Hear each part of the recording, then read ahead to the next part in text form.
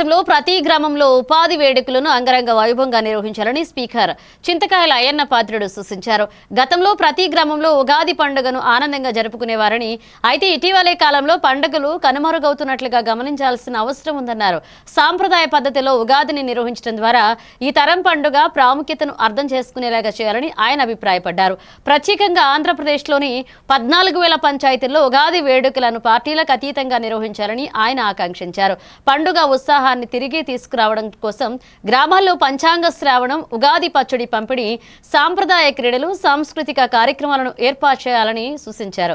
గ్రామాల్లో ఉత్సవాన్ని పెంచేలాగా ఉగాది వేడుకలను ఘనంగా నిర్వహించుకోవాల్సిందని తెలియజేశారు. అమావాస్య అయిన తర్వాత నూకాలమ్మ గుడి సంబరాలు ఉన్నాయి. అమావాస్య అయిన తర్వాత మనకు ఉగాది వేడుకలు వస్తాయి. పూర్వం నా చిన్నతనంలో ఉగాది అంటే ప్రతి గ్రామంలో చేసేవారు.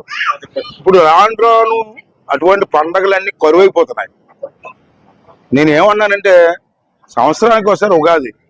ఉగాది అంటే మనకు తెలుగు పండగ. సంక్రాంతి ఎలాగో అంతకంటే ముఖ్యమైనది ఉగాది. కొత్త సంవత్సరం మనకి. ఆ రోజే మనకి పొలం దున్నుకోవడం, ముహూర్తాలు, ఏరువాక సాగర పాట ఎన్నో వస్తాయి. దాన్ని మనం మర్చిపోయాం.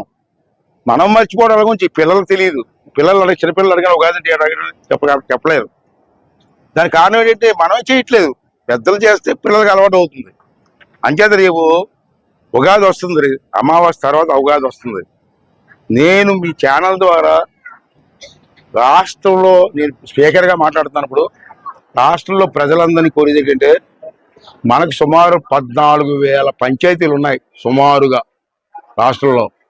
రేపు ఉగాది నాడు అందరూ, పార్టీలతో సంబంధం లేదు. పార్టీలు ఎందుకండి, ఎలక్షన్లు చూసుకుందాం. పుట్టప్పుడు పార్టీలు వద్దు. ఉగాది నాడు మాత్రం అన్ని పార్టీల వారు కలిపి ఈ ఊర్లో టీచర్లు ఉంటారు, బ్రాహ్మిన్స్ ఉంటారు, పంతులు ఉంటారు, వేద పండితులు ఉంటారు.